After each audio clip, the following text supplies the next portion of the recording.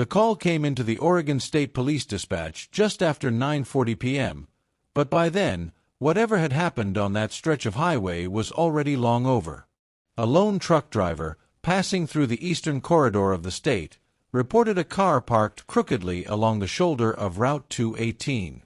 Its hazard lights were off. Its doors were unlocked, and there was no sign of anyone nearby. When troopers arrived, they found a faded blue sedan resting inches from the tree line, as though whoever had driven it there had pulled over in a hurry, or been forced to. The engine was cold. The keys were still in the ignition. On the passenger seat sat a small pink doll, its yarn hair tangled, one plastic eye scratched and cloudy. There was no blood, no struggle, no footprints leading away from the road. Just silence. Before heading forward into today's heartbreaking story, make sure you support the channel, like this video, leave a comment, subscribe, and turn on the notification bell, so you never miss the next true crime story just like this. The vehicle was registered to Mark Caldwell, a 34-year-old warehouse supervisor from northern Nevada. He had been driving north with his 6-year-old daughter Lily on what he told co-workers would be a short reset trip. No vacation plans. No hotel reservations. Just a drive through Oregon before heading back home. Mark Caldwell was a single father. Lily's mother had died years earlier due to complications after childbirth, leaving Mark to raise his daughter alone. Friends described him as cautious, structured, almost painfully predictable. He packed lunches the same way every morning. He followed the same bedtime routine every night. He didn't take risks, which made what happened next impossible to explain. When Mark and Lily didn't arrive at their destination by the following morning, family members assumed car trouble. By nightfall, panic set in. A missing persons report was filed. By the second day, search teams were deployed along the highway. They found nothing. No skid marks. No broken glass. No evidence the car had been in an accident. Search dogs picked up Lily's scent briefly near the tree line before losing it entirely, as if she had been lifted off the ground, or placed into another vehicle. Within days, the story spread across local news stations. Father and daughter vanish without a trace on Oregon Highway. Investigators quickly learned that Mark and Lily had stopped multiple times during their drive. Gas station receipts placed them in 3 different towns that same afternoon. At one stop, a cashier remembered Lily because she wouldn't let go of her doll. She kept holding it up, the woman said later, like she was showing it to people. Another witness, a couple traveling in the opposite direction, reported seeing a man kneeling beside Lily near the sedan just before dusk. They assumed he was her father. But when shown a photograph of Mark Caldwell days later, the woman hesitated. "That's not who I saw," she said quietly. The lead went nowhere. As days turned into weeks, theories multiplied. Some believed Mark had staged the disappearance to start a new life. Others suggested a hit-and-run, with bodies concealed. But the lack of physical evidence shut down every path. There was no financial motive. No history of abuse. No enemies. Mark's bank accounts remained untouched. His phone last pinged near the abandoned pull-off where the car was found, then went dead. And Lily's doll, the same one found on the passenger seat, became the most unsettling detail of all. Several witnesses came forward claiming they had seen Lily holding that exact doll after the disappearance. One truck stop employee swore she saw a little girl clutching a pink doll at a rest area nearly 40 miles away 2 days later, accompanied by a man she didn't recognize. But without proof, the sightings were dismissed as false memories fueled by media coverage. Within 6 months, the search slowed. Within a year, it stopped.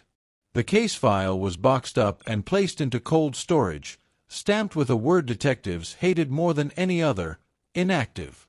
For nearly 2 decades, Mark Caldwell and his daughter Lily existed only in fragments, grainy photos, yellowed reports, and unanswered questions. Until the winter of 2014. The Whisper Creek Service Plaza had been abandoned since the late 1990s, closed after structural damage and lack of funding. Locals avoided it. Teenagers dared each other to sneak inside. Everyone else pretended it didn't exist. When the state approved demolition of the property, a private construction crew was sent in to begin teardown. On the 3rd day, while dismantling the women's restroom wing, one of the workers noticed something strange. The wall sounded hollow. Behind cracked tiles and rusted pipes was a section of drywall that didn't match the rest of the building. When they tore it open, the room behind it was small, barely 6 feet wide. No windows. No ventilation. Just darkness and a smell that made grown men step back. Inside were objects arranged carefully, almost reverently. A child's sneaker. A faded flannel shirt. A man's wallet. And resting on the concrete floor, untouched by time, sat a pink doll with tangled yarn hair and one scratched plastic eye. The same doll that had been found on the passenger seat of Mark Caldwell's car. The demolition crew stopped work immediately. By the time investigators arrived, the case number from 1994 had already been pulled from archives. For the first time in 20 years, the disappearance of a father and his daughter was no longer just a mystery. It was a crime scene. And as detectives stepped into that hidden room, they realized something far more disturbing than they had ever imagined. Mark and Lily hadn't vanished on that highway. They had been taken somewhere close. And someone had gone to great lengths to make sure they were never found. The hidden room was sealed off within minutes of discovery, but the damage had already been done. Word traveled fast, first through the demolition crew, then through local law enforcement, and finally into state-level cold case units. A disappearance that had been dormant for 20 years was suddenly alive again.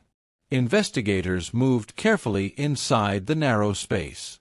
The air was stale, heavy with dust and something older, something human. The concrete floor bore faint discolorations, long since dried. Along one wall, deep scratches had been carved into the surface, some overlapping, some frantic, as if made in complete darkness. No names were written.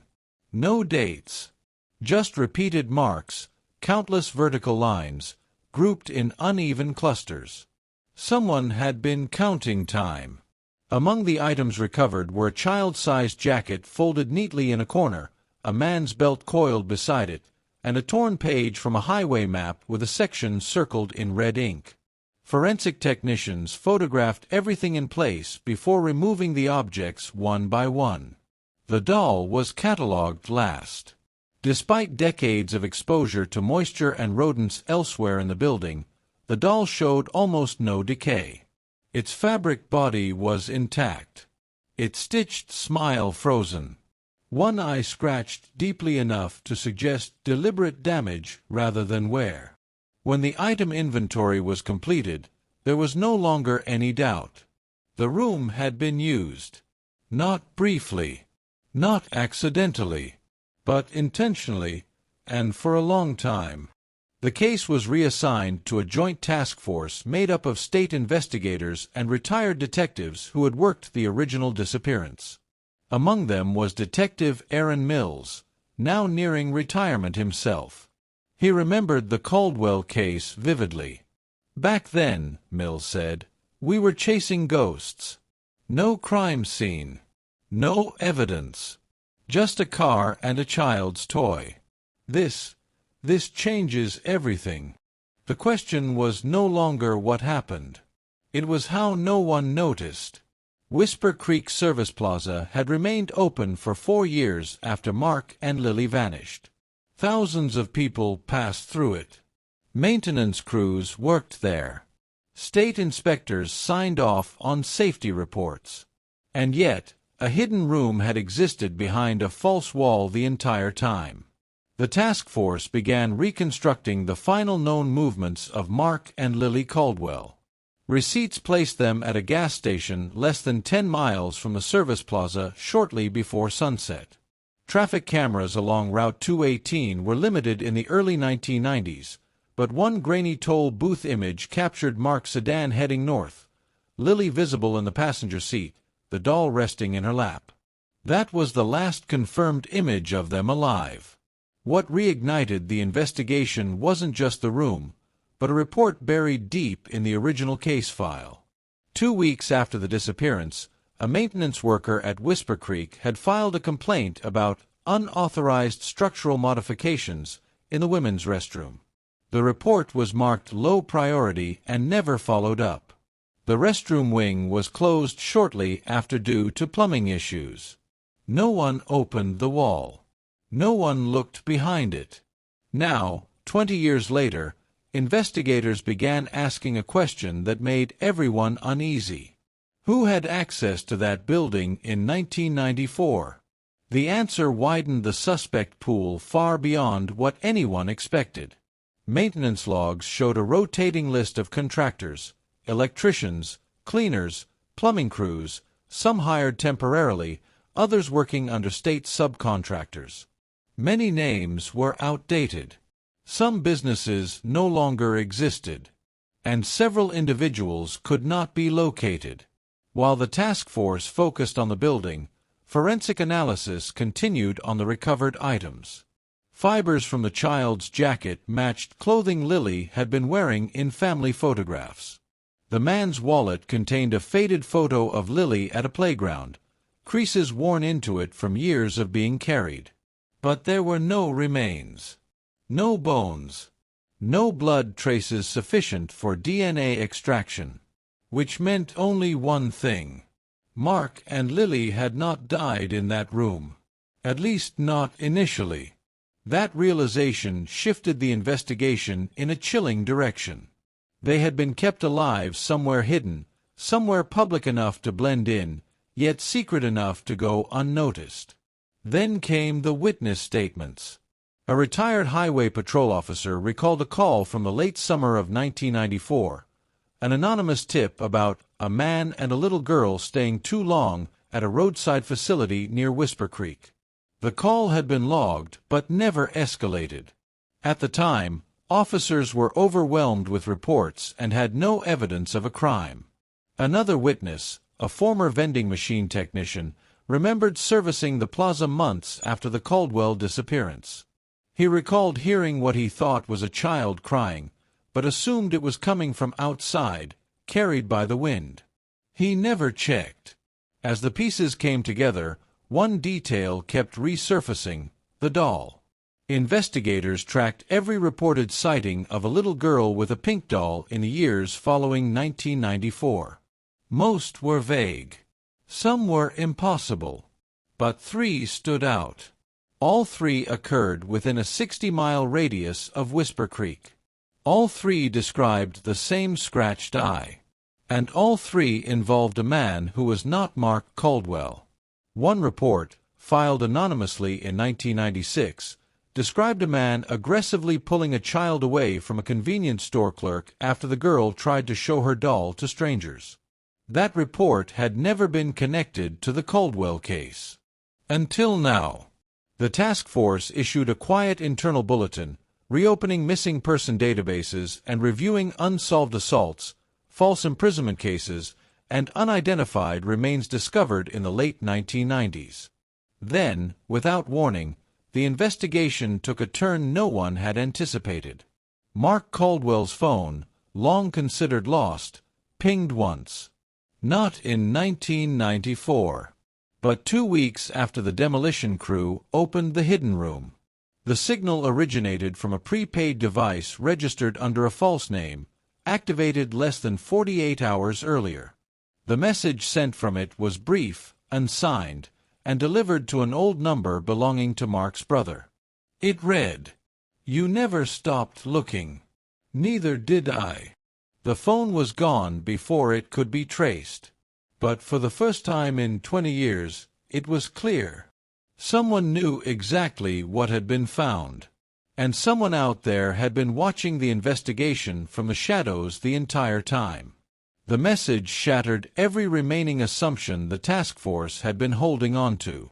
For 20 years, investigators believed they were chasing a long-dead trail, an offender who had either moved on, been imprisoned for something else, or died. But the phone ping changed everything. It meant one thing and one thing only. Someone connected to Mark and Lily Caldwell was still alive. And they were paying attention. The prepaid phone had been activated at a roadside convenience store nearly 70 miles east of Whisper Creek. Security footage showed a man wearing a baseball cap pulled low, his face angled away from the camera. He purchased the phone in cash, activated it outside, sent the message, then removed the battery before driving off in an older pickup truck with no visible license plate. The trail ended there.